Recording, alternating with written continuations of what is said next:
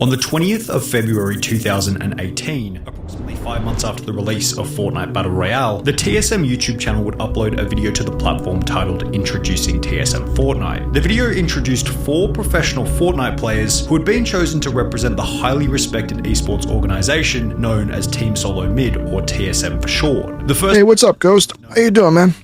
Who boasted rank number 1 in the solos playlist and was often argued to be the best player in the world alongside Ninja. I'd say at your peak you were the number 2 to Ninja. Given his skill level and high status in the Fortnite scene, he was given the task of finding 3 other players for the pro team and would initially choose a player by the name of Hamlins, who at the time was ranked number 3 in the solos playlist, had a win rate of almost 50% and a kill death ratio. Thank you for the follow, I appreciate that. 14. Next, Myth would choose a player by the name of Daquan, who shone as an outstanding solo v squad player and had placed first in many of the Season 1 Invitational Pro matches. Let's go, baby! Let's go! Finally, Myth would choose a player by the name of Camille's, who had been a part of a team who held the world record for the most kills in a single squad game. Let's go! We're just gonna watch this real quick, and 3 o'clock, boom, we're gonna get right back into Fortnite.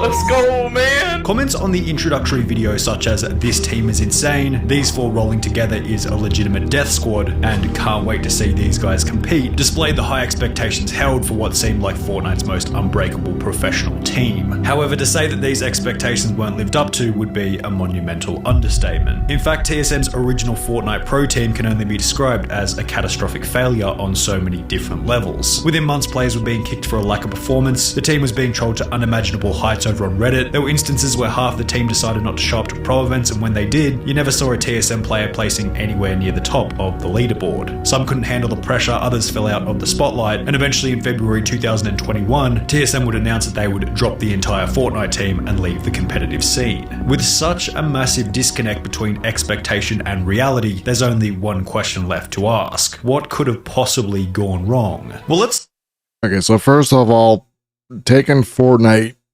to a pro level when the game was literally just came out is like stupid.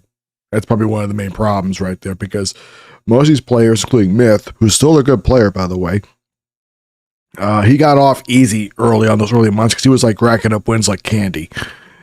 When people are caught up to his skill level as well as Ninja's, then the game became less fun. All of a sudden, the cracks started to show a little bit. Start by looking at this comment on the introductory video, which stated, "Imagine these 4 in a squad, that would be insane." Well, the audience would be treated to such a viewing experience when, shortly after the announcement of the team, Myth would upload their first squad video together on his personal channel under the title, Introducing TSM Fortnite, Fortnite BR Full Match. The video featured the 4 previously mentioned players, being Myth, Hamlin's, Daquan, and Camille's, with the most notable part of this nonchalant game being that morale between the 4 players was incredibly high. They joked and laughed about having joined TSM. So, you joined TSM?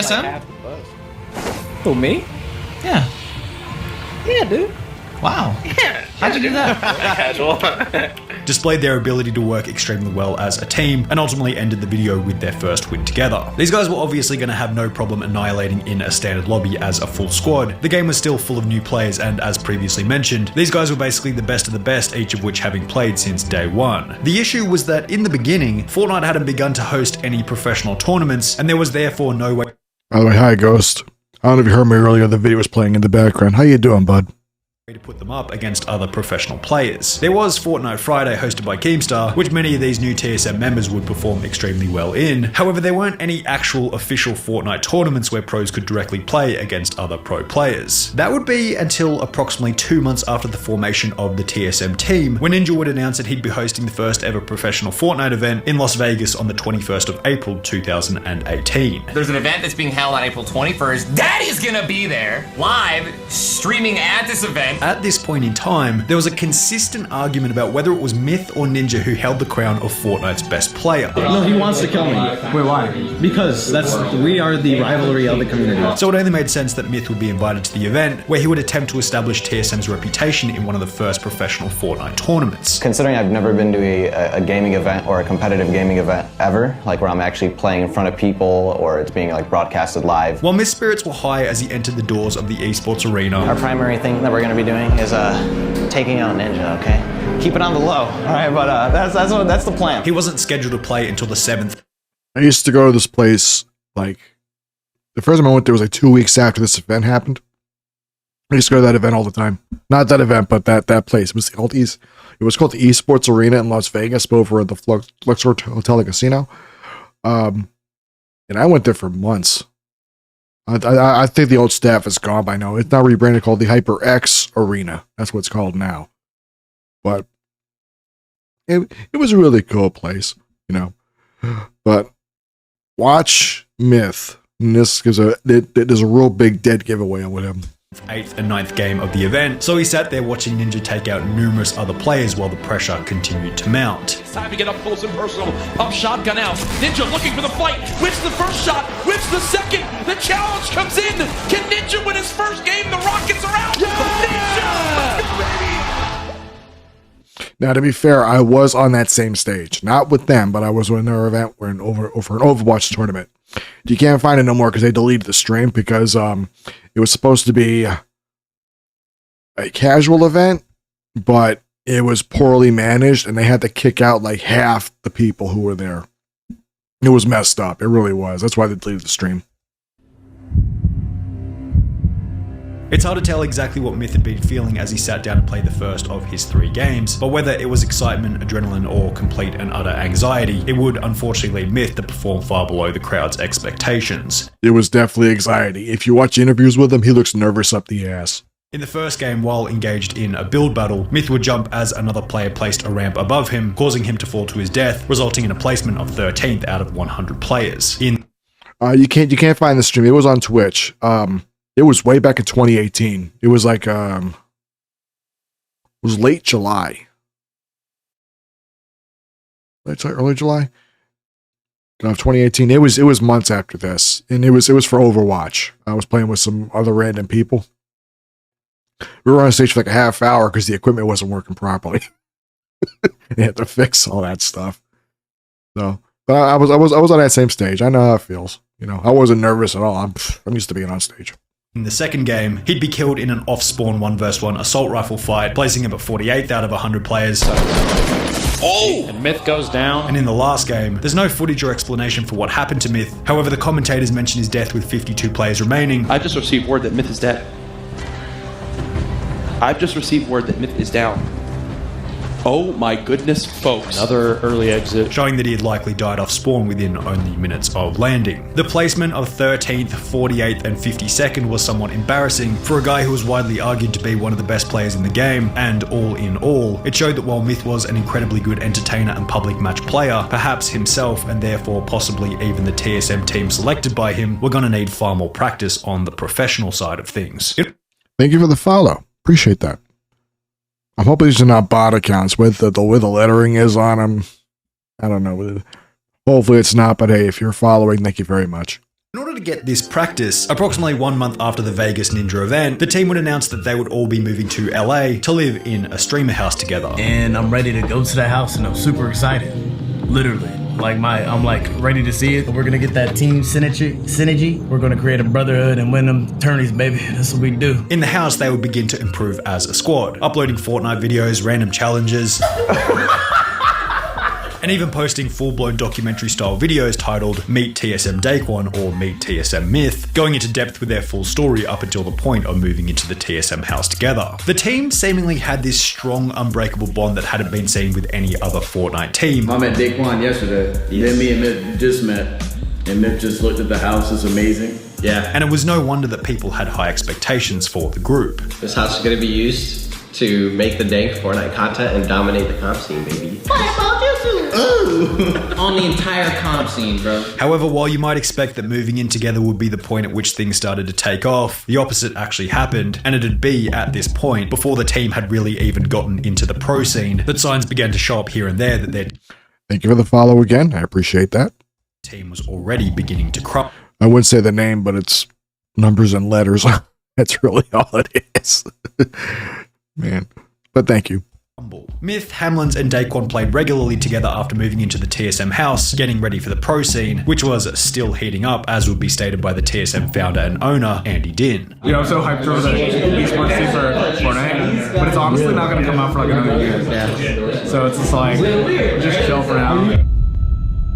However, Camille's, the final player in the squad, perhaps took the chill message a little too seriously, as it would become apparent that he hadn't been practicing and his skill level as a Fortnite player was dragging significantly behind the rest of the group. Camille's moved into the TSM house in late May 2018, approximately 1 week after the other 3 members. And we're waiting for the final member, saving the best for last. Put it in a separate video. Mills. But less than 2 months later, in early July 2018, videos would pop up on YouTube like this one titled Daquan and Hamlin's react to awful play by Camille's in tournament. Is he getting kicked from TSM? Which gained over 500,000 views. Build up, brother. Build up, brother. Oh my god. No.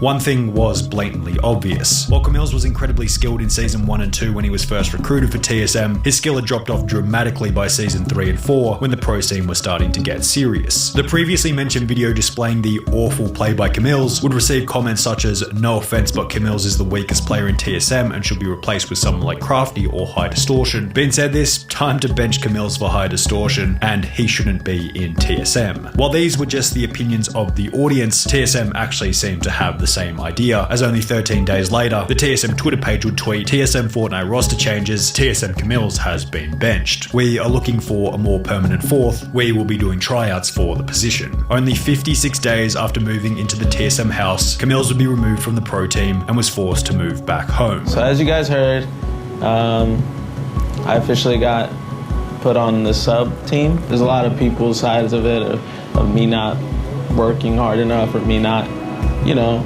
putting enough hours in. Well, you got to remember, Ghost, like this was back when Fortnite first blew up. You know, no one knew any strategies yet. Like, come on, a lot of these guys popped off because they were basically playing against a bunch of kids online who had no experience in shooters at all. So, of course, they were racking up high numbers for that. And when they start going against each other and other more experienced players, when they start figuring out things work, it's not so easy anymore. Now, all of a sudden, they're losing all the time because they don't understand. Oh shit, everyone's catching up. Now we got to rethink our strategy. And they're not doing that yet. I think the only person who was doing that was Myth. Everyone else was like, I can't figure this out. So what happens is they start focusing more on content creation. You'll see. Which essentially, I guess, is true, but it's more to it than that. The other players explained that they like Camille's as a person. However, at the end of the day, they tried to help him to improve, but he simply couldn't keep up with the other players on the TSM Pro team. He just didn't play enough. His work ethic isn't really there. That's all it really is. We wanted him to improve so bad. And I told him, I was like, bro, I need you to improve. Because we had gave him like a long time to, you know, start, you know, like taking it more seriously. Exactly. This seemed to put a huge... Yeah, to put that into context, like there's some weeks when I play, like I win like maybe like 2 or 3 games a week, and then there's some weeks where I win nothing. You know what I mean? Like it's that kind of thing where it's like they had that run where they were winning a lot of games, but all of a sudden they're not winning anything. You know, and they got to rethink their strategy, so to speak, and how these games work. Huge dent in the spirit and structure of the team, considering they no longer had a permanent fourth player to practice with or rely on for upcoming tournaments, and as a result, the goals held by the remaining 3 players seemed to misalign. Myth continued to grind scrims and practice against other pro players, however Daquan and Hamlin's took a different approach by focusing on improving their stream and public match skills. Now, this is understandable, as it's probably what would have been bringing in the most money for them at the time. However, as Fortnite was getting more serious about pro events, the decision to focus on content creation began to damage their reputation as professional players, especially after one specific event in September of 2018. Oh, this. It was the largest professional event to date, with Fortnite offering their biggest prize pool ever of $1.5 million to be split between the 100 finalists. It was week 8 of the Summer Skirmish, held at PAX West, hosted over a period of 4 days. I'm going to say right now, I think these prize pools for these tournaments are like stupid. You're not supposed to give people that much money, you know, and that's just more you get these cheaters in these events, because if the money's there, they're going to go for it, you know, and the thing is, once they get the money, they just run. In order to qualify and make it into the finals, players would have to place in the top 33 out of 99 total competitors in their qualifying matches. The first player up was Myth, who despite having put in the hours to practice against other pro players, would perform poorly in the skirmish, being unable to achieve a single point and therefore failing to qualify for the finals or even in the top 50. Earlier, Myth's eliminated earlier on King, but Myth goes down to Jake.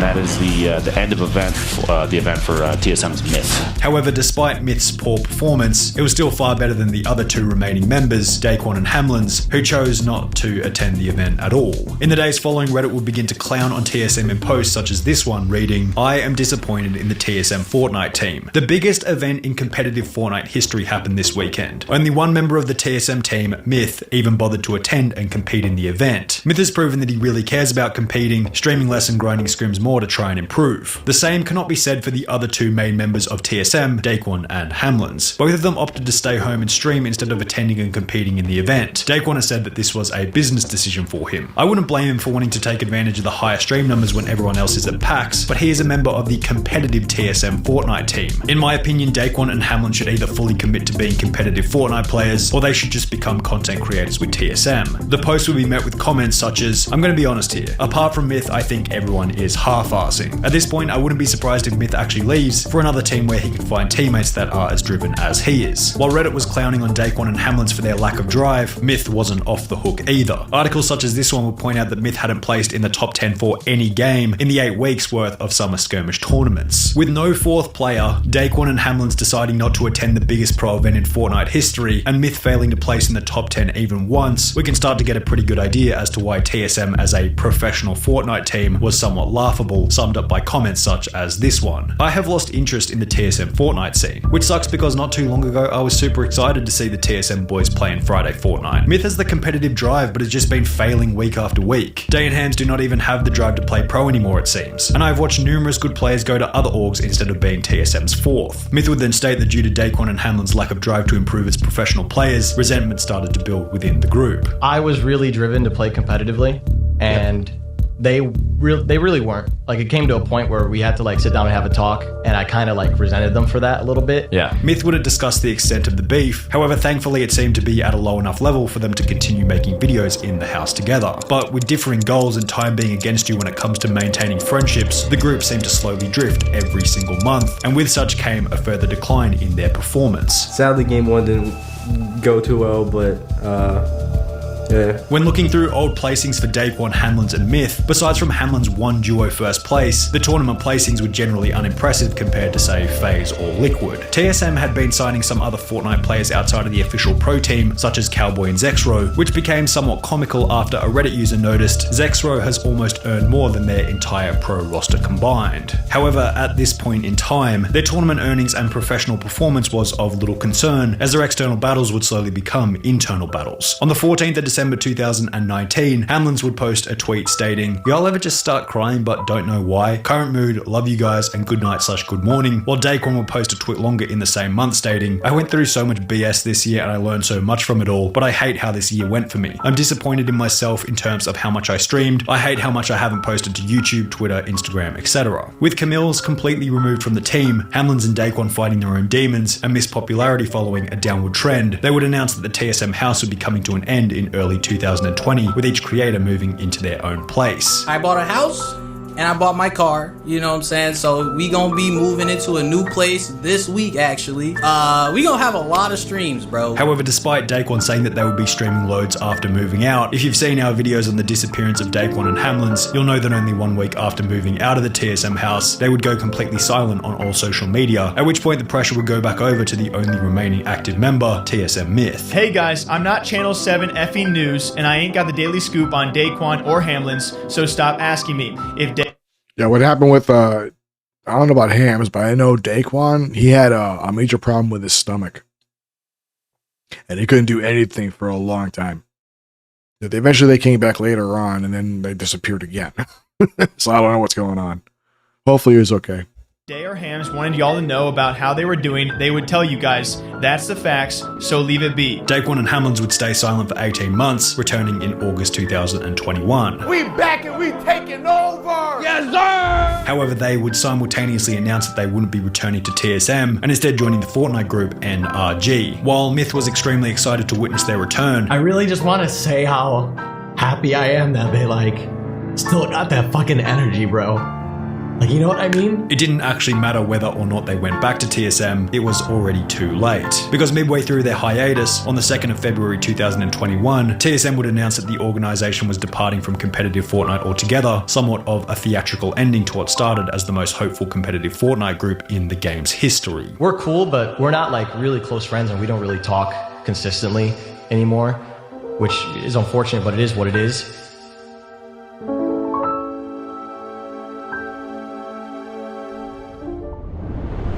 And that's that. All right, I'm using the bathroom real quick, and I will be right back, and then we'll get started with Fortnite. Let me see if it needs an update. Yeah, it's...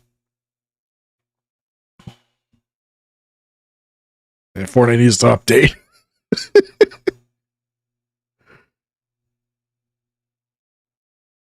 Looks like it won't take too long. Okay, I will be right back.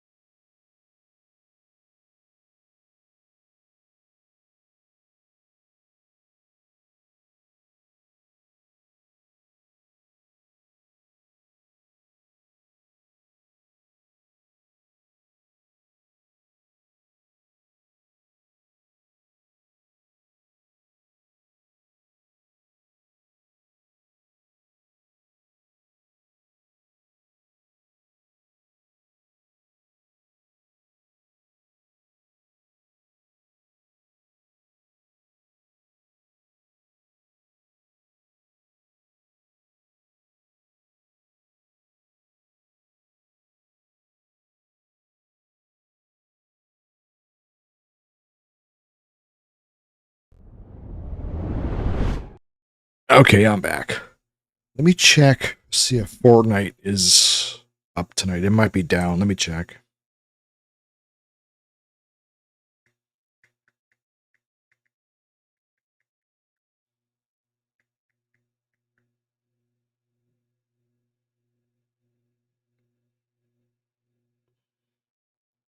Yep, scheduled maintenance currently in progress. You know what? I got another idea.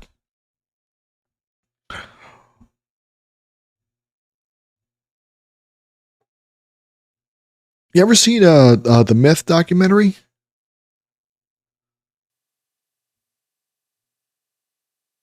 I got it right here. Yeah. So another guy did a documentary. His name is Directed by Fainted. That's his name. And he did a full, like, almost an hour-long documentary on Myth. And I just hit the wrong fucking thing. There we go. In 2018, at just 19 years old, Myth would become the second most followed streamer on Twitch. In 10 months, he went from a small streamer averaging 50 viewers to becoming one of the biggest creators in the world, with a new average of 37,000 live viewers. Myth was an early adopter of Fortnite Battle Royale and had become regarded as the best player in the world alongside Ninja. Do we have any Myth fans in the house? He would rapidly gain millions of followers across his various social media platforms and was averaging over 1 million views per video on his YouTube channel. But 5 years later, in 2023, things have changed. A lot. Myth has been consistently losing subscribers for 2 years, rapidly losing followers on Twitch, Instagram, and Twitter, and can often be seen streaming to under 100 people, a number perhaps hard to fathom considering where he once was. So what happened? How did Myth go from the second biggest streamer in the world to this? Well, let me explain by taking you back to the start, where it all began.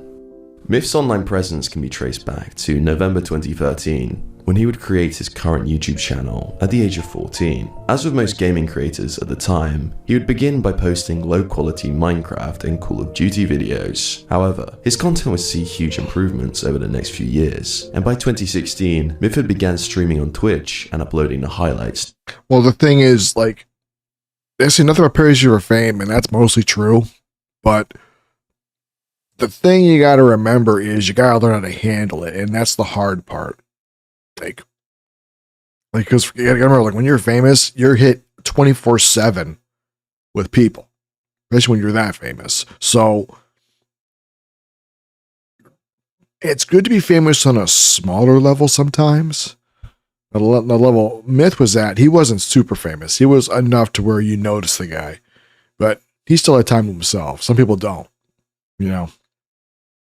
But watch where he ends up. Last I heard he's doing okay. He went back to Twitch recently because his contract was up with YouTube. So he's doing fine on Twitch from what I heard. So I wish the guy the best. To his YouTube channel. Around this period, streaming was far less normalized and was a laughable career option in the eyes of the mainstream. But despite this, Myth had set his sights on becoming a successful streamer and was putting in a serious amount of time and effort at an incredible consistency, streaming almost every single day, often for over 5 hours straight, all while still attending high school and working at a coffee shop. But Myth's hard work would pay off quickly, and by November 2016, he was streaming to an average audience of 50 live viewers. During this period, Myth's streams were focused almost entirely around one game, Paragon. Despite there being a vast plethora of games with far higher viewership potential on YouTube and Twitch, Myth would continue to dedicate himself to Paragon, and for the next 10 months would... So if you don't know what Paragon was, it was Epic Games' MMO that failed. And the reason why it failed was because no one wanted Paragon. There was like people who wanted Unreal Tournament, and we did get a new Unreal Tournament for a couple of years. But yeah, Epic Games lost a lot of money around this time. They were throwing money away, like way too much. Like Fortnite was a disaster in terms of development, the original Fortnite. And then they put this out, and no one gave a fuck about this. And the only game people cared about at all was the new Unreal Tournament. Even Total Biscuit talked about Unreal Tournament. But Tim Sweeney is Tim Sweeney, and he does what he does. So, you know, end of story on that. Would essentially play nothing but this game on his streams. However, his loyalty to Paragon would prove to reap little rewards in terms of growth, as by mid-2017, Myth was still averaging around the same viewers as the year before. Things were starting to look less optimistic for the young streamer. That was until September 2017, when Myth would make a decision. I hope happy with the kind of viewership. 50 people stream shit. That would change his life forever, when he would finally take a chance on a game other than Paragon and turned his attention to a new release slowly gaining traction in the gaming community. Fortnite Battle Royale. Fortnite was somewhat similar to that of PUBG and H1Z1, two Battle Royale games that were extremely popular and topping the charts on Twitch at the time. However, Fortnite gave a fresh take on the genre, moving away from what could be considered a mature art style and gameplay to a more wholesome aesthetic with bright colors, high saturation, cartoon-styled character models, and, dancing. This is the reason why the game took off as much as it did when it free to play. PUBG was violent, H1Z1 was violent, this wasn't. This was like, because keep in mind, like YouTube also had those very strict guidelines that came in around that time, so you couldn't do anything but this. That's why it took off as much as it did. Initially after Fortnite's release, many gamers and streamers were quick to write the game off, seeing it as a goofy PUBG knockoff made for kids. And with the game being free to play, it cast doubt on the quality of the product. After all, in 2017, it was extremely rare for a free game to have any long-term substance or success. But whilst the vast majority of streamers and players were sleeping on Fortnite, Myth was there on day one of release and streaming the game to his audience. And after his first Fortnite stream on 12th of September 2017, he would continue to play and stream Fortnite for many, many hours every single day. And let's just say being an early adopter and believer in the game would prove to be a stroke of genius. Myth was putting in far more hours than 99.9% of players, consistently streaming over 8 hours every day, and would quickly become one of the highest skilled players on Fortnite. Whilst it would take most players weeks, if not months, to get just one single win on the game, after only 5 days of playing, Myth had won an absurd 22 games. A feat so impressive that even the official Fortnite Twitter page took notice and would shout out his Twitch stream. For context, getting a win on Fortnite was no easy task, with 100 players competing in each game to become the last man standing, in a world where one single shotgun bullet or sniper shot can defeat you. There was a lot of room for failure. A win on the game was in fact so special at the time, the players would post pictures to their social media accounts, flexing the now iconic Victory Royale screen. It was way easier back then than it is now. 22 wins. Like, what was it, like a week? That was... I don't think I had that many total. Getting just one win was an achievement, but Myth was making it look like a walk in the park. And only one day after his shoutout from Fortnite, Myth had increased his win count by 8, reaching 30 Victory Royales. The same day, Myth would begin uploading highlights of his gameplay to YouTube, including a video of him dropping 20 kills in one single game. This level of skill was incomprehensible. Most players would be lucky to get 1 kill. Meanwhile, Myth was taking out an entire fifth of the lobby himself. It was beginning to look like Myth could actually be the best Fortnite player in the world. However, at this time, Fortnite was still yet to gain considerable traction and popularity, which was reflected in Myth's streaming stats, as despite his elite level of gameplay, his stream would see a fairly little amount of growth after his transition away from Paragon, and he was still averaging around 50 to 75 concurrent viewers per stream. That was until November, when with a stroke of luck and random chance, Myth would end up in the same Fortnite game as one of the biggest streamers on Twitch, Summit1G. With no idea he was coming up against one of the biggest streamers in the world, who was streaming live to over 15,000 people, Myth would aggressively approach, outbuild, and outplay Summit. This was not normal, and people were taking notice. Soon after the game, Myth would upload a clip of him outplaying Summit to YouTube, and it would quickly become his most viewed video yet. Viewers were in awe at Myth's ability, especially that of his building skill. And with him topping the leaderboards as the player with the most solo PC wins, Myth was certainly making a name for himself amongst the small Fortnite community. And following the video where he would destroy Summit, Myth would upload a series of building tutorials, which would perform far greater than the rest of his YouTube content. There was no doubt in the community that Myth was the best builder. You probably see a problem right there. You're giving your tips to everyone else.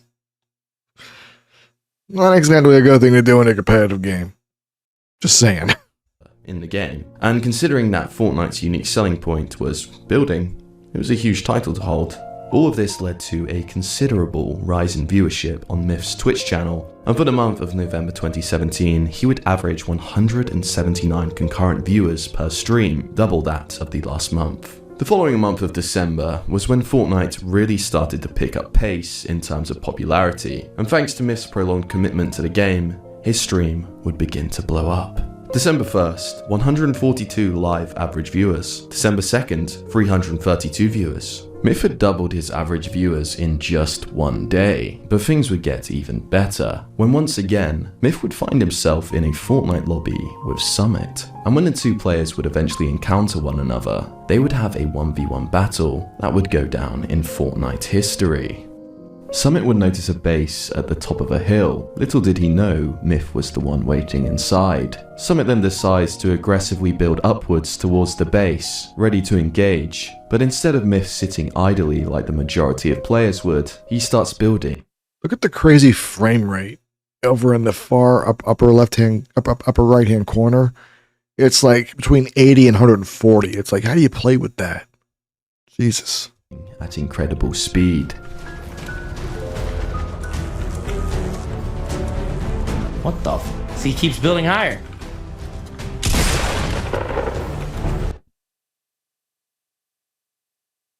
Oh yeah. Oh yeah, I know exactly what you're talking about. You're right. Stop building so high! Stop it!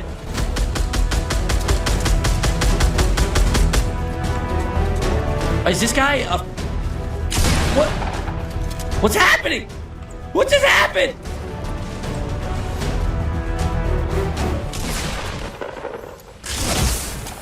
He built the... He kept building up and building up and building up, and I couldn't catch him. 1,400! How did... What's so funny about this clip is that it was actually a real easy way he could have beat him. All he had to do was not build up, just go down and just shoot out the bottom parts of the structure, and it would have collapsed immediately. I'm guessing that was in the game at that point. If it wasn't, okay, I see why. That man shotgun me down beneath like that. Did you see that? Good fight, Summit. I like that. I've never seen that strategy used. I've never seen that strategy. You could tell he's a good player. I've never seen that strategy used where when someone's trying to get into your base, you just keep building up, keep building up, keep building up. That was impressive. Not gonna lie. For the second time, Myth had completely outplayed one of the biggest streamers in the world. This kind of building gameplay was not normal, and of all the thousands of viewers in Summit's stream who witnessed the fight, the same question was likely going through their minds. Who is this Myth guy, and how? You can also tell by his gameplay, you could tell that people didn't really figure out this was a get out of jail free card with the building, but you can clearly see that it's obvious at this point. It's like, yeah, it's just... And Myth was one of the first people to actually figure out how to use it fast. No one else did. He was the first one to figure it out, so... How is he so good at the game? And it was no coincidence that soon after this moment, Myth's stream would begin to grow even faster. December 16th, 570 viewers. December 24th, 1,000 viewers. December 26th, 2,000 viewers. December 28th, 3,000 live average viewers. Myth had multiplied his viewers over 20x in the space of 1 month. And whilst many streamers would slow down on streaming over the holidays, he was grinding an average of 10 hours every day. And it was working. As Myth's Twitch was skyrocketing to huge heights, more fuel would be added to the fire when a random viewer would... A lot of people that hate me at work. Trust me.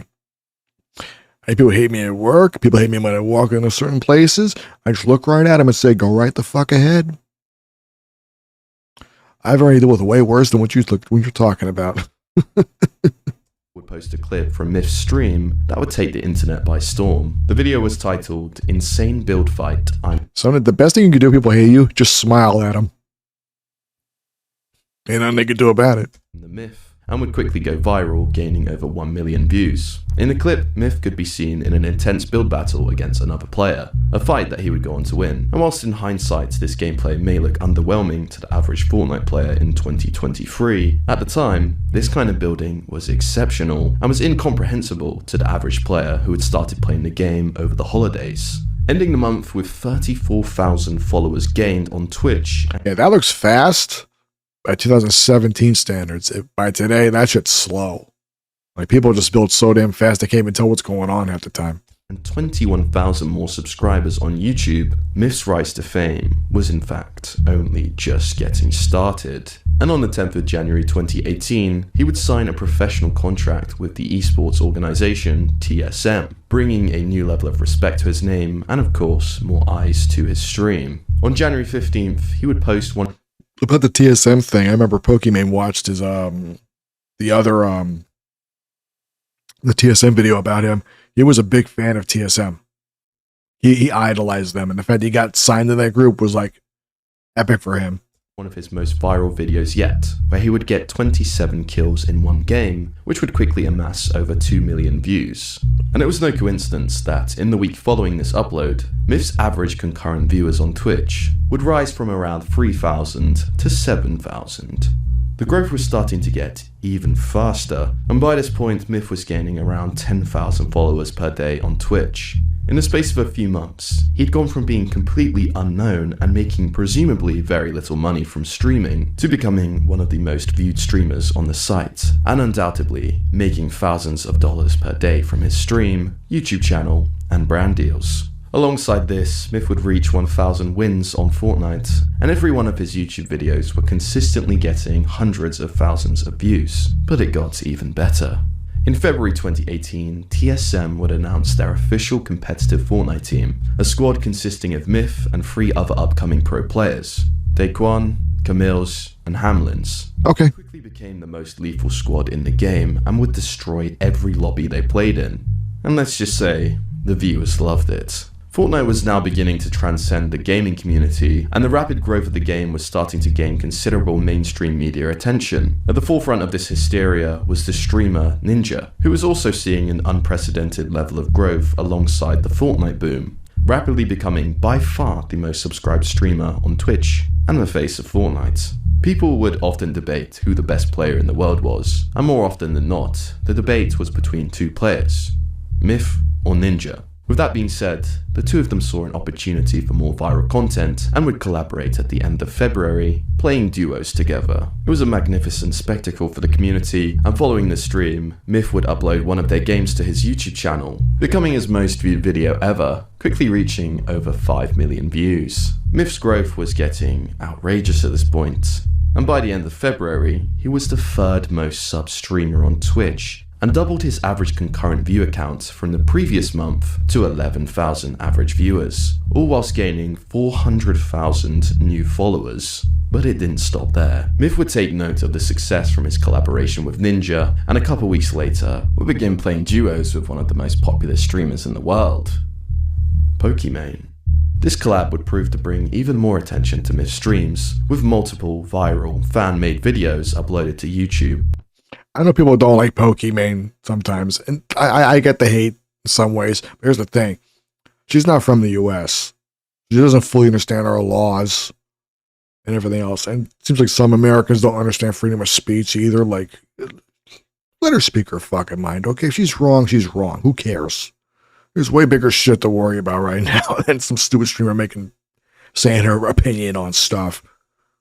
4.7 million, 5.9 million, 11 million views. However, Myth didn't solely rely on collaborations to continue his growth, and was still focused on his gameplay, proven by another viral video posted to his YouTube, showcasing a 39 kill solo versus squad match. For the month of March 2018, Myth would once again double his Twitch viewers, consistently pulling over 20,000 average viewers per stream. On top of this, he would gain a jaw-dropping 800,000 followers, in the process of which he would break over 1 million overall followers on his Twitch channel. Yeah, we hit 1 million Twitch followers. I told myself I wouldn't cry, dude. Myth seemed unstoppable at this point. I wouldn't cry even if I did get that, because I'd be like, okay. Thank you, everyone. Appreciate it. In the space of only 4 months, he had gone from being relatively unknown on Twitch and YouTube to becoming one of the biggest and fastest growing creators of all time. Things just seemed to get better and better for Myth at this point. But that was until April 2018 came around, when Myth was invited to a Fortnite tournament hosted by Ninja at the esports arena in Las Vegas. And with huge amounts of pressure and expectation on his shoulders to perform against other players, this event would prove to be the first pitfall in Myth's career thus far. I can see it right now. He's already coming up with an excuse. How do I tell everyone that I fell off the map? Like, what do I do? How do I let everyone know that I didn't get that many kills and I fell off? While Myth had been growing at an unprecedented speed, Ninja was a different animal, and having recently smashed the record for the most subscribed streamer of all time, who better to host the first ever in-person Fortnite tournament than him? Ninja and Myth were essentially the 2 biggest names on Twitch and in Fortnite at this point, and with them both being seen as the 2 best players in the game, viewers were dying for the opportunity to see the 2 officially face off against each other in a game of Fortnite. With Fortnite fans seeing this as an opportunity to finally settle the debate amongst the community as to which of the 2 players was the best in the world. Naturally, this created a huge anticipation, and viewers were edged on their seat, expecting Ninja and Myth to partake in gun battles and build fights of magnitudes that had never been seen before. The event came around and the stage was set, and it wasn't long before 680,000 live viewers came flooding over to Ninja's livestream of the event, thus breaking the record for the most concurrent viewers of all time on Twitch, All eyes were on Myth and Ninja. Myth, a very, very popular player. Crazy big on Twitch. These two going against each other, is there anything else you can think of in Fortnite that might make you a little... This is the absolute biggest thing. You guys, besides Ninja, I think tonight the one guy everybody's been waiting to see play is TSM Myth over here. Can I hear it in the house? How many of you guys are here waiting for Myth to do some domination tonight? How are you feeling coming into this final heat trying to destroy Ninja? I feel really, really confident in my ability to do that task. Look at him. He's nervous up the ass. Myth, if you ever see this, you were nervous, dude. Don't bullshit me. I've seen this before. I don't blame you. Don't get me wrong. It happens. But yeah, dude, you're not staving this off. Out of these next 3 games, how many do you think you're going to win? Minimum 2. Like, I want to win minimum 2 games and go for the 2-fer. But I think I could definitely get 1.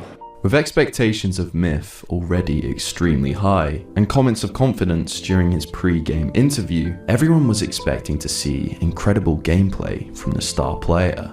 But unfortunately, the event would prove to be a complete disaster for Myth, and painfully anticlimactic for the audience, as Myth would put... Myth, again, all respect, dude. No hate. What you should have did before you went to this event, go to another esports event of another game, just to get the vibe down. Understand what it's like there. If you would have done that before you did this, I think you would have been more prepared for it, even if you did lose. But if I was in this event, even in your place, and this shit happened to me, I'd be like, get another game going. I am not walking away from this shit. Let's go. Put on an extremely disappointing performance, dying very early on in 2 games, and awkwardly falling to his death during a build battle in another. Now, I don't know if you know, but Myth fell off the side of a mountain. Yeah, he fell and died. Hope he's got good health insurance, man. Pay for those broken ankles, you know what I'm saying? I can see it right now. He's already coming up with an excuse. How do I tell everyone that I fell off the map? Like, what do I do? How do I let everyone know that I didn't get that many kills and I fell off? Myth, let's talk about what happened in this game. Oh, here, I'll rewind it a little bit so you can watch the... There we go. Relatively unknown on Twitch and YouTube, to becoming one of the biggest and fastest growing creators. No, Ninja didn't fall off, but watch. Things just seemed to get better and better for Myth at this point. But that was until April 2018 came around, when Myth was invited to a Fortnite tournament hosted by Ninja at the esports arena in Las Vegas. And with huge amounts of pressure and expectation on his shoulders to perform against other players, this event would prove to be the first pitfall in Myth's career thus far. To be fair, I do blame Ninja partially for this because he was an asshole about this whole thing. I'm sorry. It's mostly Myth's fault, don't get me wrong, but I do blame Ninja for being a complete asshole about this. It just shows how much of a dick he is in real life. I can see it right now. He's already coming up with an excuse. How do I tell everyone that I fell off the map? Like, what do I do? How do I let everyone know that I didn't get that many kills and I fell off? While Myth had been growing at an unprecedented speed, Ninja was a different animal. And having recently smashed the record for the most subscribed streamer of all time, who better to host the first ever in-person Fortnite tournament than him? Ninja and Myth were essentially the 2 biggest names on Twitch and in Fortnite at this point, and with them both being seen as the 2 best players in the game, viewers were dying for the opportunity to see the 2 officially face off against each other in a game of Fortnite. With Fortnite fans seeing this as an opportunity to finally settle the debate amongst the community as to which of the 2 players was the best in the world. Okay, at the time this happened, I knew Ninja was there. I didn't know Myth was there. I didn't know that back then. You know, which shows you, like, I think they were trying to do whatever they could to make him seem like he was under the radar or some shit like that. I didn't find out about this till years later. Naturally, this created a huge anticipation, and viewers were edged on their seat, expecting Ninja and Myth to partake in gun battles and build fights of magnitudes that had never been seen before. The event came around and the stage was set, and it wasn't long before 680,000 live viewers came flooding over to Ninja's livestream of the event, thus breaking the record for the most concurrent viewers of all time on Twitch. All eyes were on Myth and Ninja. Myth, A very, very popular player. Crazy big on Twitch. These two going against each other, is there anything else you can think of in Fortnite that might make you a little... This is the absolute biggest thing. You guys, besides Ninja, I think tonight the one guy everybody's been waiting to see play is TSM Myth over here. Can I hear it in the house? How many of you guys are here waiting for Myth to do some domination tonight? He's nervous up the ass. He can deny this all he wants. He is nervous. I can tell right now.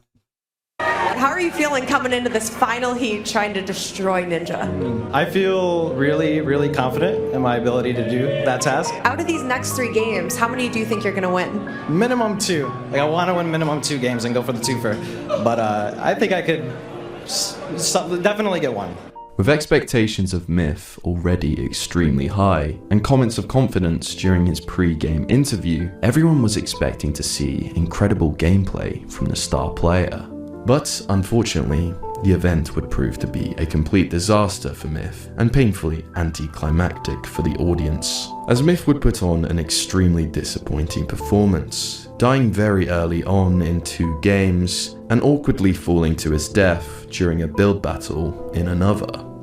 Now, I don't know if you know, but Myth fell off the side of a mountain. Yeah, he fell and died. Hope he's got good health insurance, man. Pay for those broken ankles, you know what I'm saying? I can see it right now. He's already coming up with an excuse. How do I tell everyone that I fell off the map? Like, what do I do? How do I let everyone know that I didn't get that many kills and I fell off? Yeah, see that's where I lose respect for Ninja. I'm like, dude, come on. You just had the balls to shake the guy's hands. And yeah, you're right. Some stages are too big for some people, but you know, when you go to an event like that, another thing also, he went to Ninja's event. Like you're just asking to get your ass kicked when you get there. Like if you do bad there, say goodbye to your career. You know what I mean? Myth, let's talk about what happened in this game. I was gonna play the high ground early, and then, so we got into a little skirmish, and then off the side of the hill, I like encountered one of the rarest bugs in the game, which is like when you make an edit or like build something, it will just fling you off, and so that happened, and it was really unfortunate. Despite, yeah, not even Ninja killed him. Like, he just died from 1 was a glitch in the game, and 2 because he wasn't prepared. Like.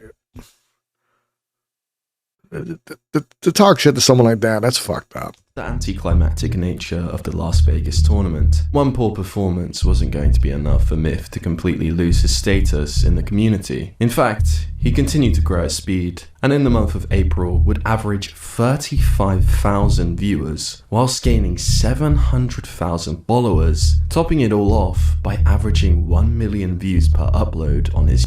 I can promise you this. If Ninja just didn't like Myth, he would fucking hate me. No matter whether if I beat him or not, he would fucking hate me because I am that kind of an asshole sometimes. I've been known for pissing people off, and I do it all for fun, but hey, you know, I do it all the time. YouTube channel. In May of 2018, Myth would move into the new TSM house. Like, seriously, if it ever happens, if you get me and Ninja in the same room together, he would want his face to be fucking beet red, and he would want to leave.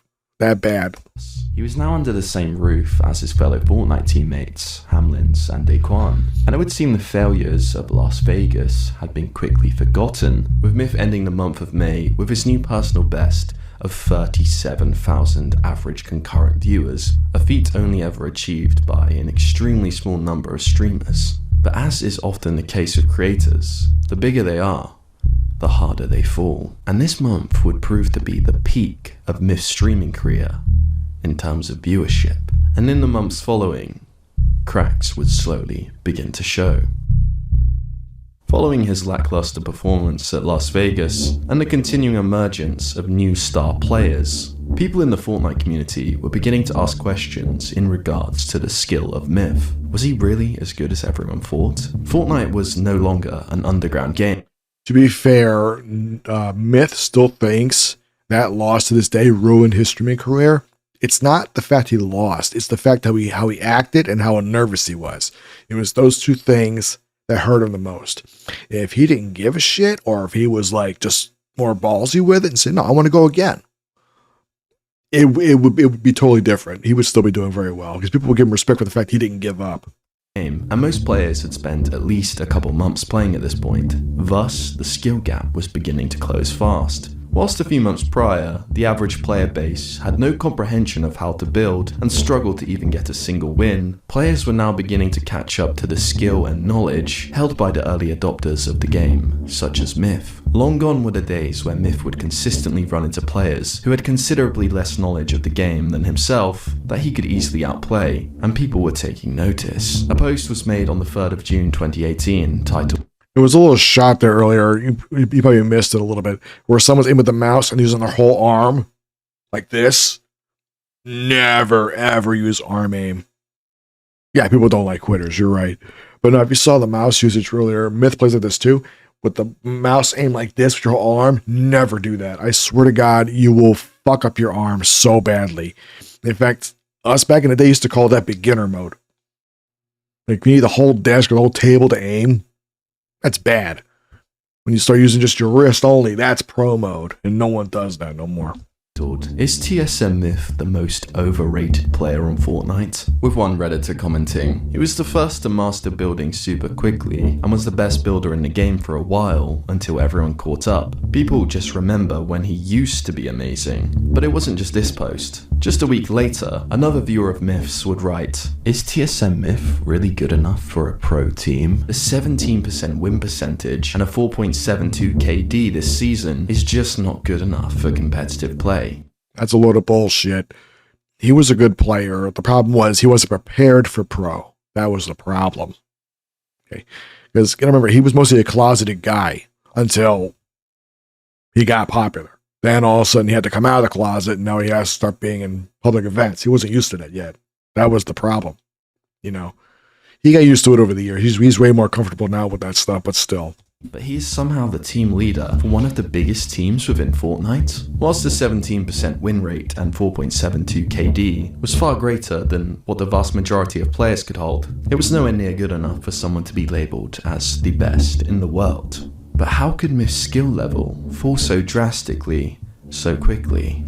Well, as proven by Myth and Ninja, being the best Fortnite players in the world came with unfathomable riches. Thus, the competition when competing at the highest level got more and more competitive. And of course, with an ever-growing player base, it was only natural more competition was going to arise. For the first time, viewers' eyes were straying from Ninja and Myth and onto other emerging new players, who were starting to show talent arguably far greater than Myth and Ninja ever displayed. While Myth had the occasional comedic moments in his content and a likable personality, there was no denying that the main reason people came to watch his stream was because of his gameplay. People wanted to see the best Fortnite player in the world. And whilst this demand was fruitful, when Myth was regarded as the best in the game, there was always the risk that if he were to fall down the ranks, his viewership would be in huge trouble. Other players were playing better than him, getting more kills, building faster, winning more games. Myth could no longer provide the best gameplay available for viewers to consume, so naturally, his audience would slowly lose interest. Myth's build battles from just a few months prior that were jaw-dropping were no longer even remotely impressive.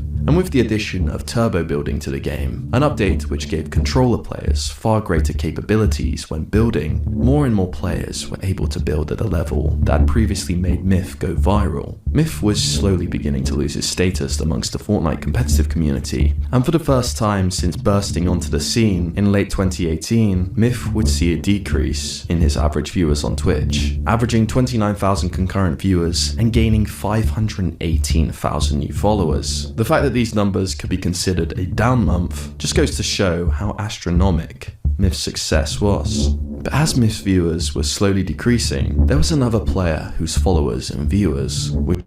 You gotta remember, some of this is also Myth's fault for putting those building tutorials up. Like, when you put those up, you're already giving your competition all your secrets. And then you go pro and you wonder why you're losing. Shooting up at intense speed. Tfue. Whilst previously the debate was always whether Myth or Ninja was the best player in the world, Myth wasn't performing at a high enough level anymore and was no longer in the conversation for the best player in the world. Thus, Tfue would replace him as the new rival to Ninja. Seeing this shift in attention, on July 3rd, Myth would take advantage of what could be considered a negative and collaborate with Tfue. What's funny is that, you know, people don't think about this, but like if you start losing a lot, Make a meme out of it. Just say, you know what? Let's see how fast I lose. Start the timer. A collaboration that would go on to be his biggest video of all time. The video consisted of the two battling in a new game mode released on Fortnite called Playground Mode. A mode that would turn out to be one of the most impactful updates that would ever grace the game. The mode... Is that even in the game anymore? I couldn't find it.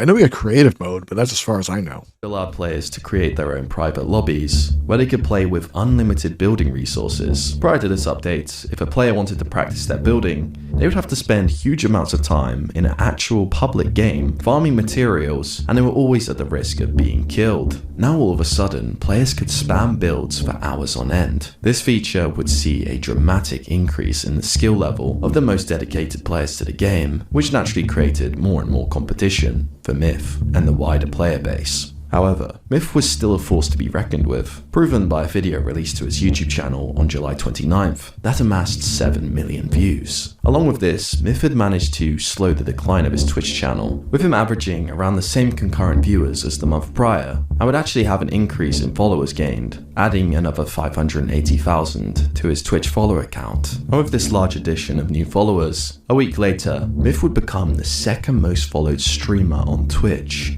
of all time. And in this month of August, for the first time in a while, Myth would begin to take interest in other games than Fortnite, and would stream and upload content of him playing Rainbow Six Siege to his YouTube and Twitch. This was definitely a gamble, considering Myth's audience had almost entirely come from his Fortnite streams. However, the video would perform well on his YouTube channel, amassing over 1 million views. Perhaps Smith saw the writing on the wall in terms of the longevity of his Fortnite career. Considering the increase in competition, maybe his new growth strategy would be to become a variety streamer. But it's hard to tell considering the video was in fact sponsored. Perhaps Smith was just securing the bag for a couple of days before returning to Fortnite. But it didn't seem like a one-off, as once again, Myth would show his intent to play games other than Fortnite, and would stream and upload content on Battlefield 5. However, this was also sponsored. Interestingly, the Battlefield 5 content would not be as well received as his Rainbow Six gameplay, with the video posted to his YouTube getting just 240,000 views, which was a large decrease in viewership compared to his Fortnite content. And on Twitch, it was much worse, as his Battlefield stream would only get a max viewer count of 6,000, which was a huge drop compared to his Fortnite streams. Whilst expected, it wasn't exactly a good sign if Myth had long-term aspirations of playing other games on stream than Fortnite. Battlefield 5 sucked, by the way. It was Battlefield 1 again. Actually, it was DLC for Battlefield 1, but it turned into a full game, and it wasn't even finished. That was separate from Battlefield 5. And, you know, for Myth, though, like, changing up's not a bad idea sometimes, but at the same time, like, you got to make sure you focus on your audience and what do they want to see.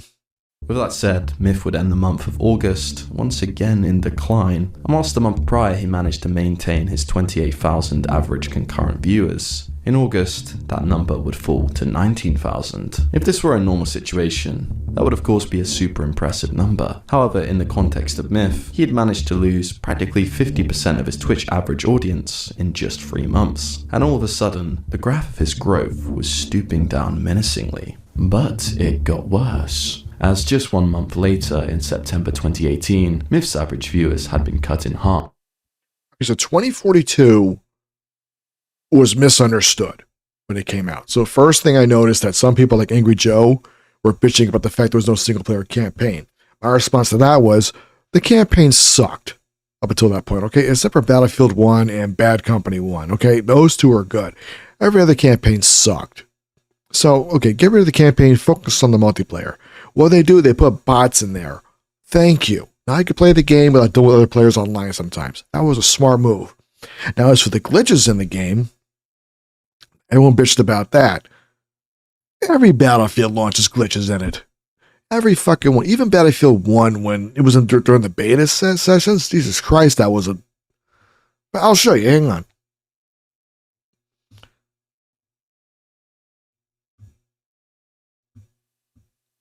Here, Battlefield 1. Oops. Put the caps lock on.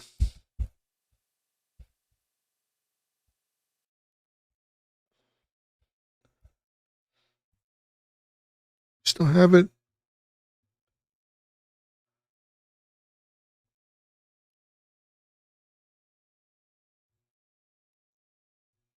This is it.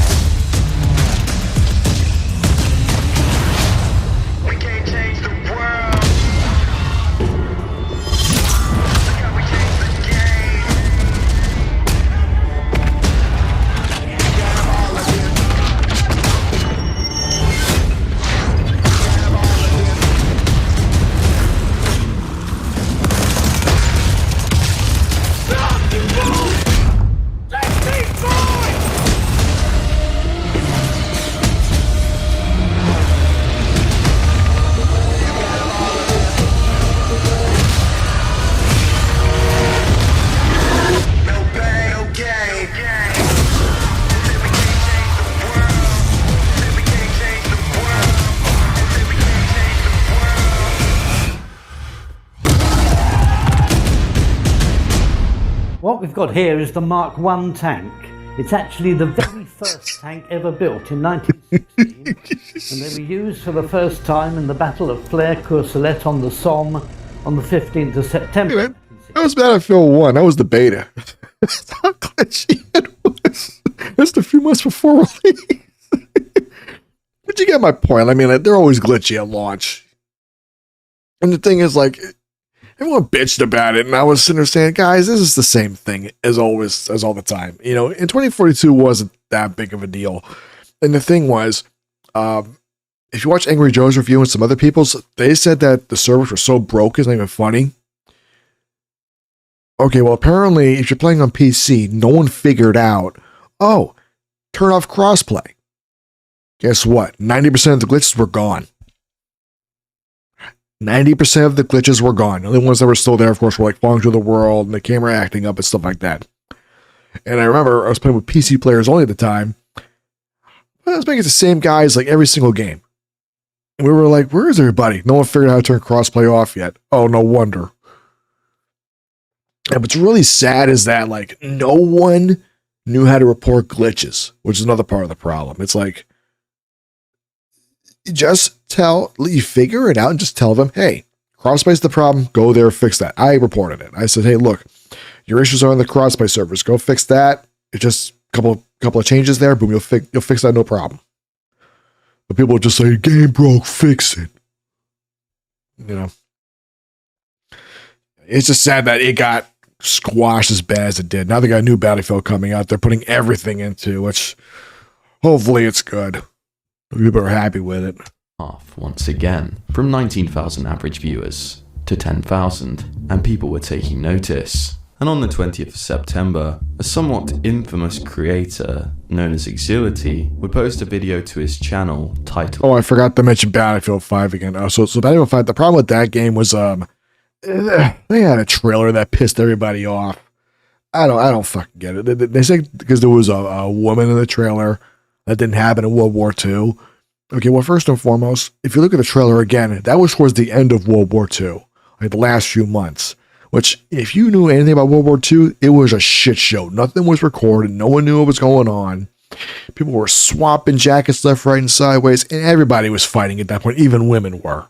It's just none of it was documented. That's all. You could tell because watch the trailer, you see the soldiers, they got the spoils on their jeeps already.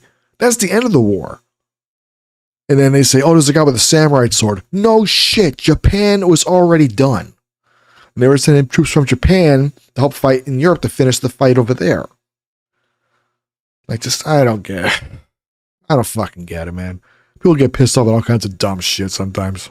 The mistake that cost Myth his career. In a video, he would discuss the sharp decline in Myth's viewership and followers, citing the failures of the Las Vegas event, the emergence of new players such as Tfue, and Myth playing games other than Fortnite, all as to reasons as why he thinks. No, you're not dumb. Not at all. No, so men were allowed to enlist, but when it's a war zone and nothing is being kept track of, anybody could jump in and help fight. Because anyone who's willing to help you fight, you take it. Okay, that's what happens with the end of a war, especially when it's all hell breaks loose at that point. Let's keep in mind, Germany was already losing big time at that point. And yeah, And, anybody who shows up to help fight, for God's sakes, let them help. They don't have to be congratulated for it by any means necessary. They'll just help just to help. They just want to finish the goddamn war already. And to be fair, there were some documented women who did fight in World War II. To be fair, the game didn't represent that properly. There was a mission where it was a full female team, I think it was, that I think they invaded a dam or something like that. And what happened was they basically finished that battle without firing a single shot, as the books say. So, but the game did the Michael Bay shit. Thinks Myth is on the decline.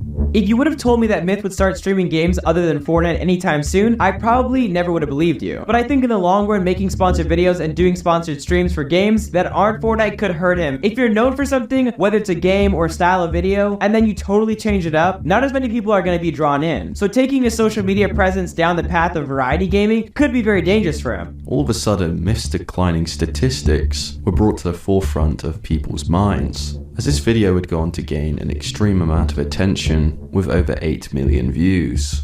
You also gotta remember around this time too, like a lot of people didn't understand how social media worked exactly yet, or how streaming numbers really work. People still thought you could do this insanely high numbers, you'd stay there. No, it's gonna come down eventually, and you gotta be more towards a comfortable level, because someone else is gonna be the it guy, and then they will be that number one spot. So, but no one knew that back then. So we were thinking he was failing, but in reality, he was doing just fine. He just wasn't at the same numbers he was before. And viewers began to leave their own opinions in the comments. It's simple, his career was based on Fortnite. Myth's career didn't stick the landing. Around this time, Myth decided to try a new style of content on his YouTube channel and would release his first vlog. And it was a hit, with 6 million views vastly eclipsing his other gaming content at the time, a trend that would continue for his following vlog releases that month. This was a huge win for Myth. It's not uncommon for content creators to be carried by the games that they play, but Myth was showing that his audience were actually more interested in him and his personality than that of his Fortnite gameplay, which would have been a huge relief, I'm sure, considering his recent decline on Twitch. We saw that shot earlier about Daquan's desk, being next to the corner by the window.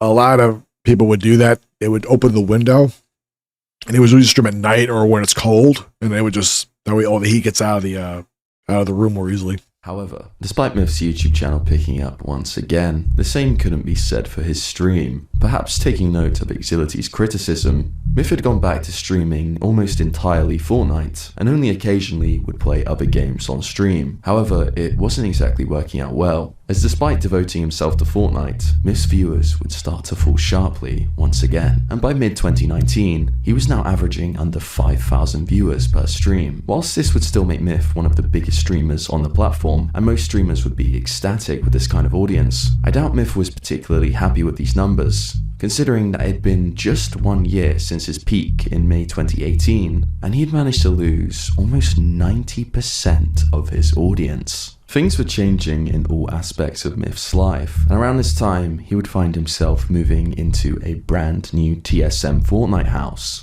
And whilst you would expect this to be a positive change, allowing Myth to freshen up his content, there was a big problem. His iconic teammates and fan favourites, Daquan and Hamlins, were nowhere to be seen. It would seem the good old days were over, and whilst Myth was still playing Fortnite regularly on stream, if there was any doubt left he wasn't an elite player anymore, it was completely gone. Proven when Myth would have a 1v1 battle with an emerging 14-year-old pro player, Clicks.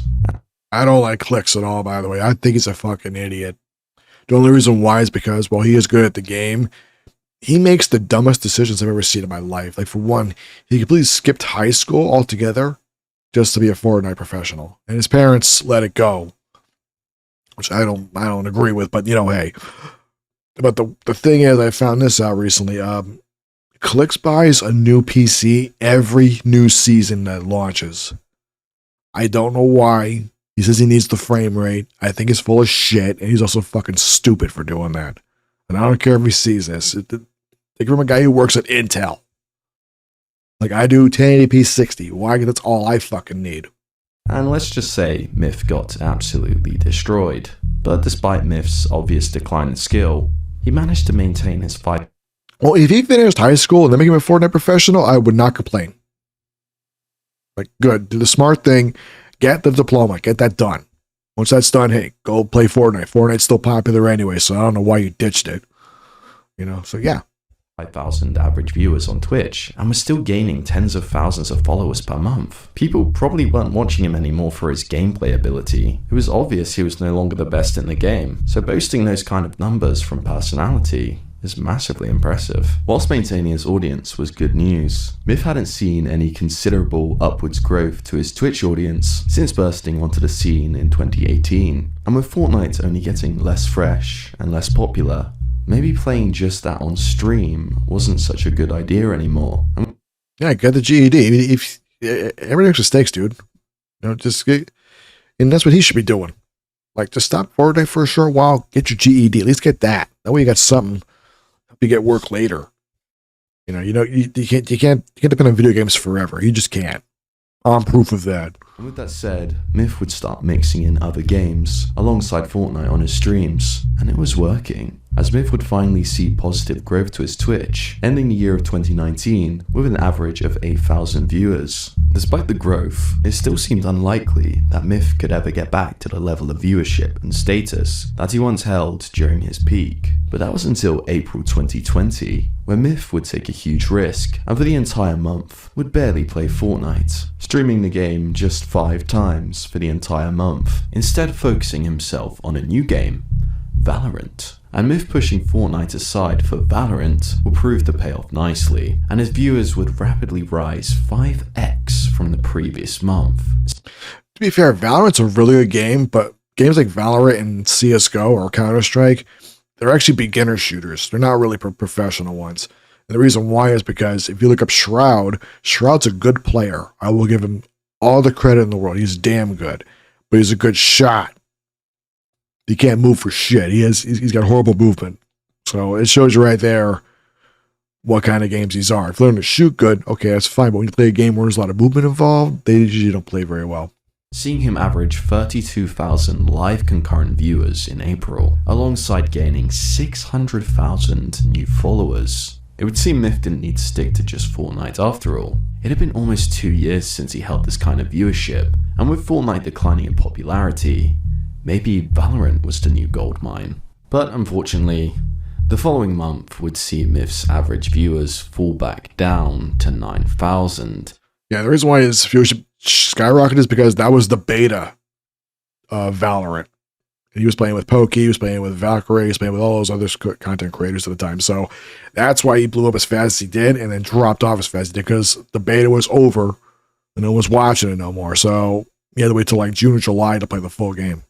Similar to his previous average from months past. However, there were huge positives to be taken from this. Myth had barely played Fortnite since the release of Valorant's beta, and interestingly, even after the initial burst of hype of Valorant's release, he was still averaging the same, if not more viewers than he was getting a couple months prior when he was mainly streaming Fortnite. Around this time, Myth would release a video titled The Current State of Fortnite, hinting at how disappointed he had become with the game as of recent. And for the next 3 months, Myth will continue predominantly playing Valorant and rarely streaming Fortnite.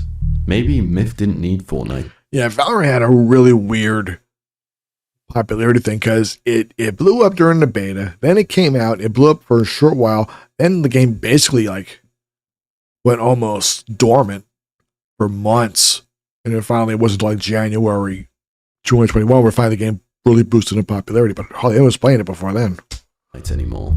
And his statistics were backing that statement. On the 22nd of July, he would stream Fortnite, 9,000 max viewers. The next day he would stream Valorant, 23,000 max viewers. Myth no longer enjoyed the game, and he didn't need to force himself to play it to maintain the success of his career. And for the next half a year, his viewers were holding strong without it. Myth would play a variety of games, and instead of falling off, he actually would start growing. Jumping on the trend of Fall Guys, Among Us, and eventually Rust would prove to be a great choice for Myth, and he would consistently see upwards growth until January 2021, when he would average 21,000 live viewers for the month. With a handful of particularly successful Rust streams, 8th of January, 71,000 max viewers, 9th of January, 74,000. Myth had now reached. Around that time, he also had Valorant put him in one of their commercials. I don't know if you can find it anymore, but he was literally in one of their commercials popping off. And that's actually what also helped get the game really in high peaks season.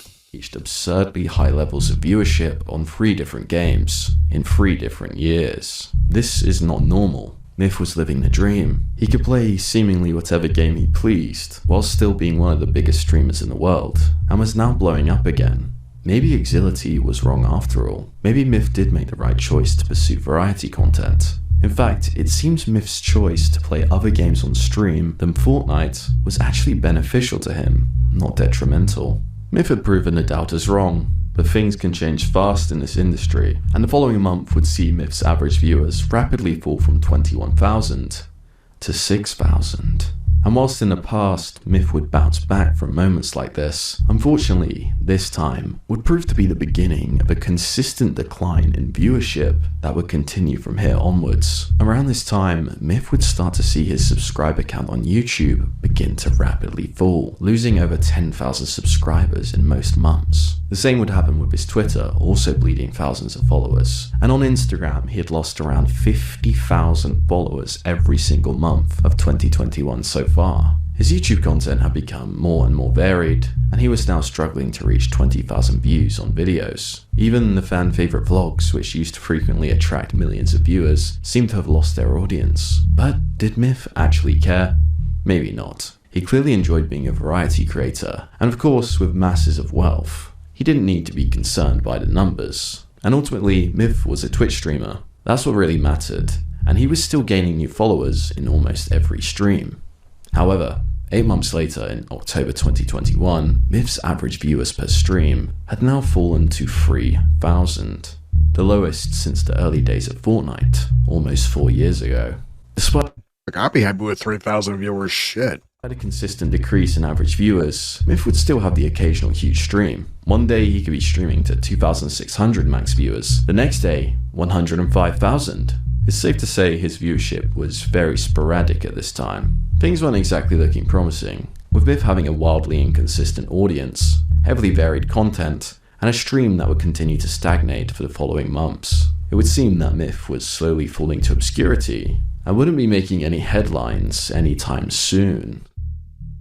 But that was until July 2022, when Myth would make a decision that would drastically change the future of his career as a streamer, signing a deal with YouTube that would see him streaming exclusively on their platform with YouTube Gaming, thus abandoning his Twitch channel. Myth had made arguably the most important decision a big streamer will ever make in regards to their career: stay on Twitch or sign to a competitor on a lucrative exclusivity deal.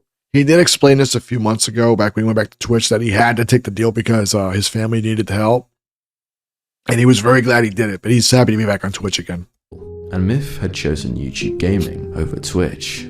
His announcement would generate massive buzz on Twitter, with over 120,000 likes on his announcement tweet. News of the announcement would make its way to Reddit, and viewers were quick to give their opinions. Good move for him, chance at a fresh start as his viewership is stagnated. Even if it doesn't work out, still gets a large amount of money.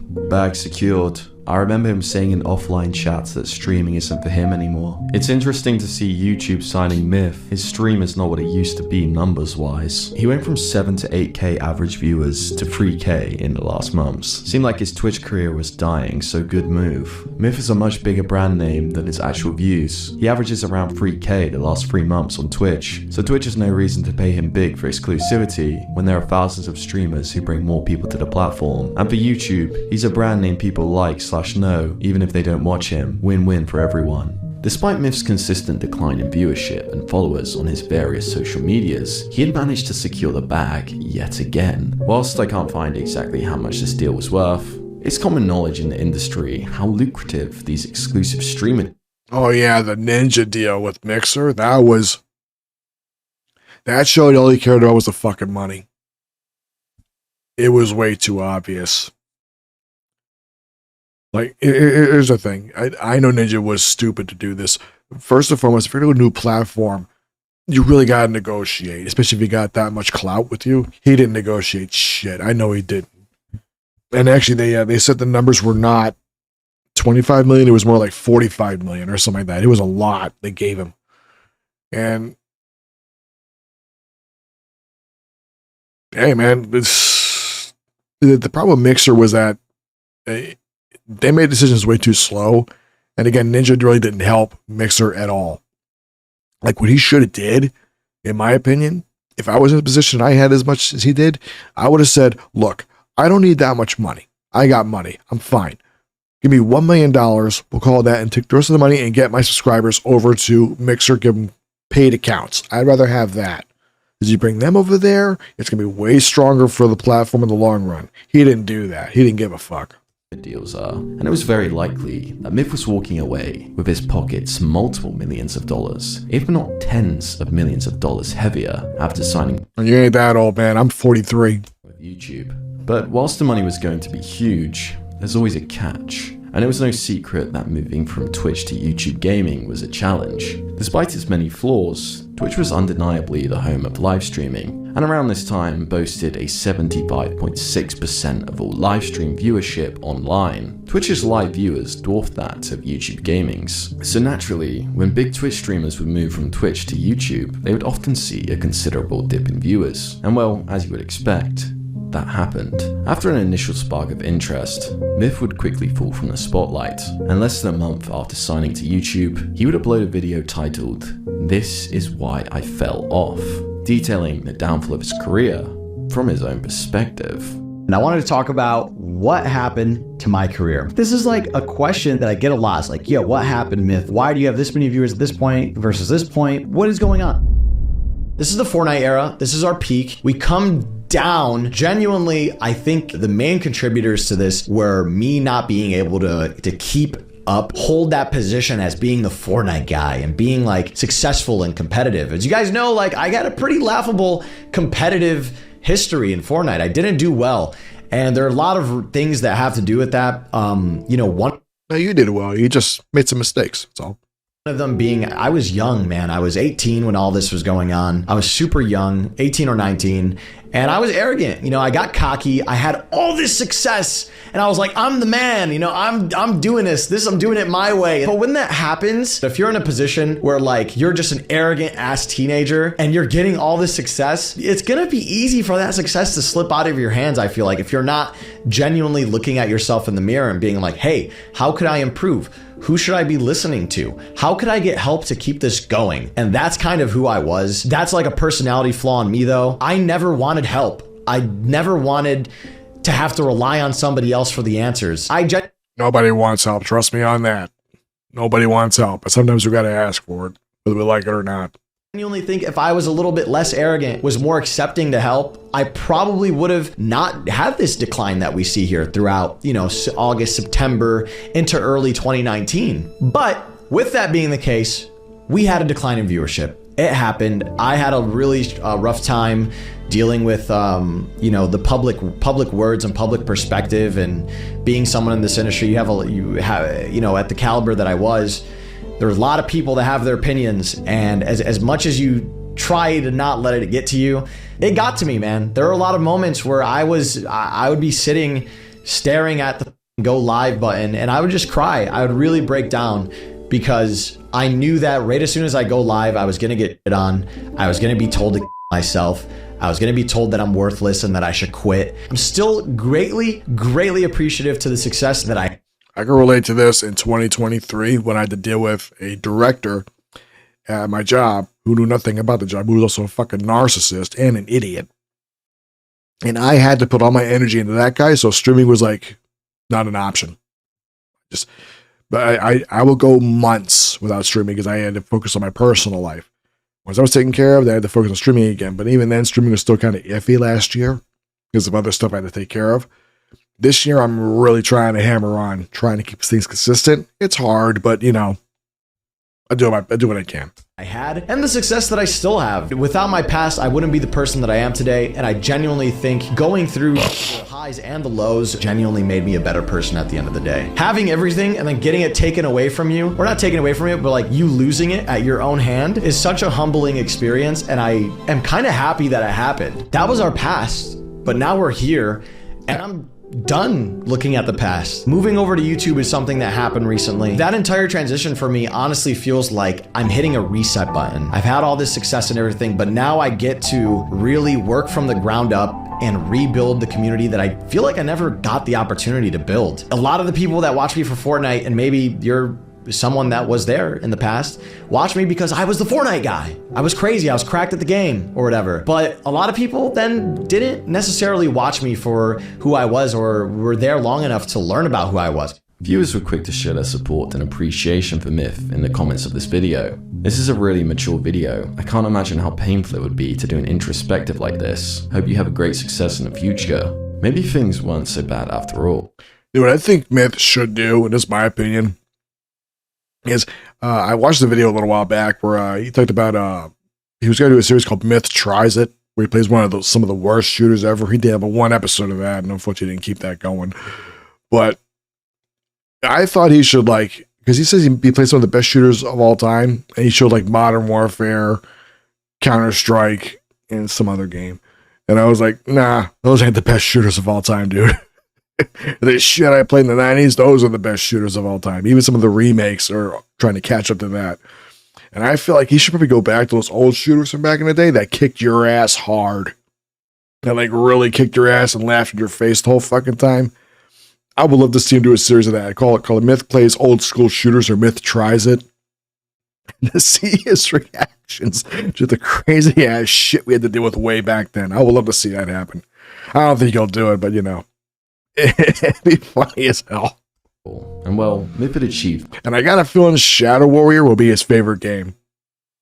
I got a weird feeling that'll be his favorite game out of all of them, even though it was the hardest one. Most creators' dreams. With his spell as one of the biggest streamers in the world and his lucrative YouTube deal, Myth could stream without the pressure of money playing on his mind constantly. He could do whatever he wanted with his content. Which leads us to December 2022, when Myth would have his debut as an influencer boxer, taking part in Ludwig's highly anticipated Mogul Chess Boxing Championship. The event was held in front of a live audience of 10,000 fans, with more than 500,000 people watching at home. The stakes were high, and with past memories of Las Vegas 2018, with viewers claiming Myth couldn't take the pressure, he had a lot to prove.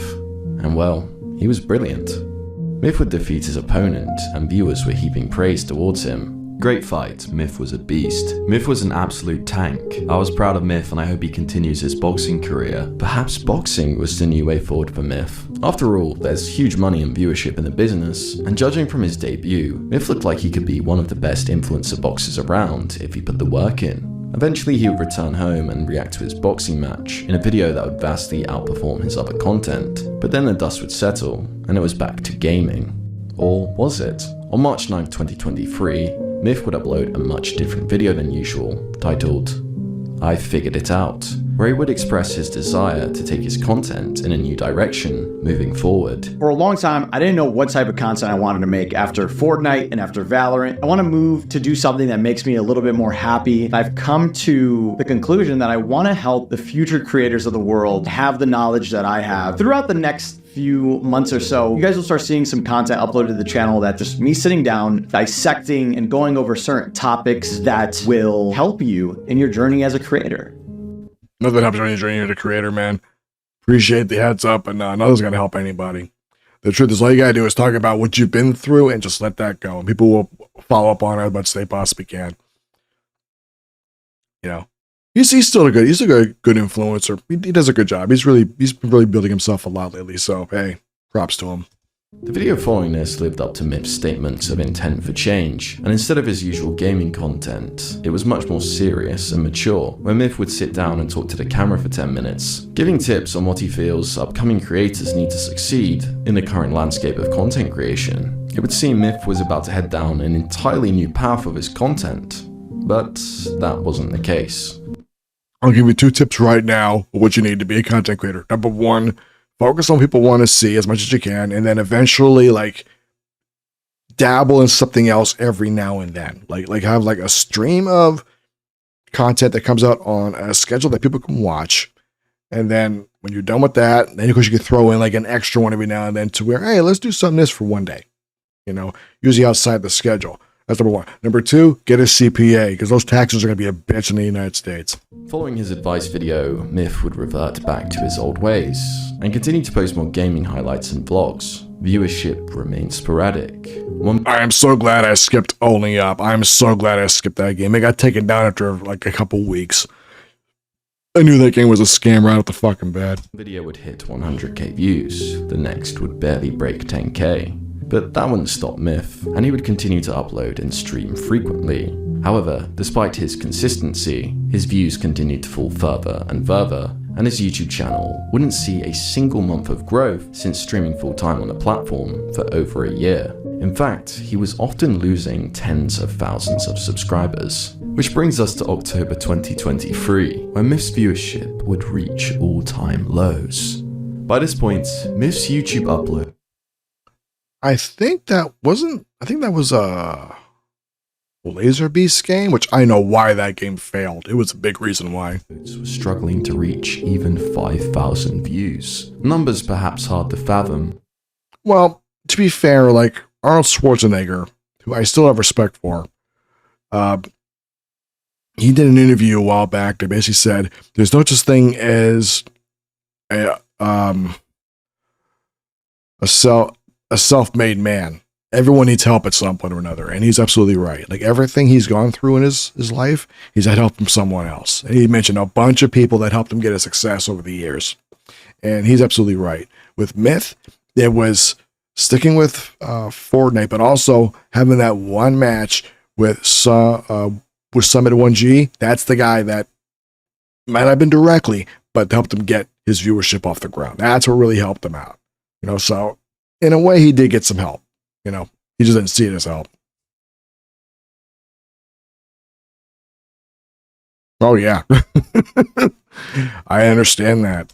Considering Myth had 4.4 million subscribers and used to average over 1 million views per video, but surely his streams were doing better, right? Well, not exactly. By this point, Myth could often be seen streaming to an audience of under 100 people, with his chat essentially at a standstill and restricted to members only. Now, I remember when it was happening too, he was only getting a handful of viewers, and the reason why was because he was playing games that he really enjoyed, or was trying other stuff out, and yeah, the viewership wasn't there, you know. It was kind of sad. Things had changed. A lot. Sure, YouTube had a smaller audience of live viewers than Twitch, so lower views were to be expected, but this was a far fall from the 3,000 viewers Myth was averaging before leaving Twitch. At this point, old viewers of Myth may have stumbled across his channel, seeing him live to under 100 viewers, and wondered, what happened? 5 years ago, Myth was the second biggest streamer in the world, the leader of the TSM Fortnite team, gaining hundreds of thousands of followers per month on Twitch, and at one point could be seen streaming to 165,000 live viewers. How could Myth go from such heights to streaming to such a small amount of people? It seemed easy, too much, too fast. That's simple. Myth had checked out of the streaming game. He was playing what he wanted, and clearly wasn't optimizing his stream for growth. Surely, it was only a matter of time before Myth's viewership would fall to zero. Well, that certainly wasn't the case, as on October 27th, Fortnite would make a huge announcement, revealing that the game would be going back to its original roots, rolling back the clock to 2018, with the release of Fortnite OG, scheduled for the 3rd of November. And Myth was ready for the nostalgia hit, and on release day, would stream the game to his audience. And of course, with Myth being one of the most iconic players of the early days of Fortnite, Myth's viewership would skyrocket, and he could be seen streaming to at least 3,000 live viewers, with his chat opened back up to the general audience. Alongside this, Myth's first upload on Fortnite OG would quickly amass over 400,000 views, and his channel would finally see positive growth, with him gaining over 20,000 subscribers in just 2 weeks. But Myth didn't indulge himself in the numbers, and whilst he could have dedicated himself to Fortnite OG and continued inflating his audience, Myth would quickly push the game aside and play the new Call of Duty release on stream, and his viewership would quickly come falling down once again. And it would seem Myth's growth would be short-lived, and he was happy to go back to playing a variety of games that he enjoys, even if it meant his viewership would likely suffer. But even if Myth's viewers were to fall to zero in the coming months, it's important to remember this. Objectively, Myth is one of the greatest streamers of all time. In all of streaming history, there's very few people who have ever streamed to the size of audiences that Myth has, or generated the amount of wealth that he has in this industry. From riding the unprecedented hype train of Fortnite, Myth was always going to be fighting an uphill battle, maintaining his success. After all, where else is there to go when you're this far at the top? And while Myth could have played it safe and continued to play Fortnite for the rest of his streaming career, holding a more consistent audience, he stayed true to himself and his aspirations of being a variety streamer, despite the risks. Whilst I'm sure there may be times when Myth finds himself looking over to his second monitor, looking at the number of viewers watching, wondering how things changed so dramatically from those years ago. At the end of the day, I'm sure Myth laughs it off, sits back, and remembers just how much he's achieved. And then reminds himself that even if his viewers were to fall to zero, he'd still be one of the highest paid streamers in the world, thanks to his YouTube contract. Myth came, he saw, he conquered, and he secured the bag. I had a lot of great times with this game, but man, I had a lot of dark times when it came to being in this industry and playing this game, bro, that I just don't even like thinking about. Really makes me fucking sad, bro. And like the main thing is like sometimes I get mad about it because I'm like, damn, bro, what should have been the greatest time of my life is unfortunately clouded with these dark memories. Like this real depression that I had over this game. And the only reality of it is, you know, I just had to be stronger as a young dude, you know, because the world isn't going to get softer for you. But obviously, that's an unfair thing to ask an 18-year-old, you know. But there's a lot of learning, and I've learned a lot of great life lessons through this game. And I'm grateful for every trial and tribulation that I've gone through. Wouldn't change anything if I had to go back. Just telling you guys that, like, man, my fucking chest heavy. It's just memories. That's all. I'm in a great place right now. I'm glad I got to express that to you guys right now, because I don't think I've ever had an opportunity to express that the way that I've wanted to before. I don't wish for anything to be different. You must be good at hiding your emotions because as fans, we never knew. I mean, listen, back then, I don't think anybody would have cared. That's the truth. That's what I told myself. Because at the end of the day, I was here. This is where I was. What mattered back then was winning. That was it. Was being the best. And right as soon as I wasn't the absolute best, or arguably the best, it switched up. So then imagine if I would have came out and started talking about my emotions while people are already dogging me. Nah, bro. That's just, you're asking to get kicked while you're down, I think. So like I said, I wouldn't change anything. Because you want to know what means a lot more to me? You know, it's so full circle, man. I don't even know how many people we got watching right now, but I think it means a lot more telling it to you guys that are here right now, whatever amount of people that is, than it would have been to tell 20, 30,000 people that. Because now I know you guys are really listening. So God bless y'all, man. Thank you for being here. I think tonight the one guy everybody's been waiting to see play is TSM Myth over here. Can I hear it in the house? How many of you guys are here waiting for Myth to do some domination tonight? Do we have any Myth fans in the house? Let's go, baby! Let's go! Yeah! GG, bro. Oh, you had me there. I choked my shot.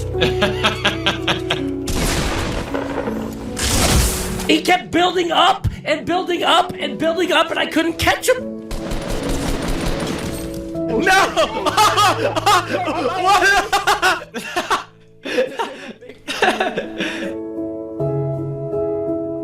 And there we go. That was it. Oh, that was good to show that. Man, I say, yeah, man, have yourself a good day. Yeah, man, I'm sure he's happy with it. I think he should have a rematch with Ninja at some point, and Ninja just be at his worst. that I would pay to see that one day. All right, so thank you very much for joining me. Hope you all had a great time, and hopefully I'll see you tomorrow at 3 a.m. Take care.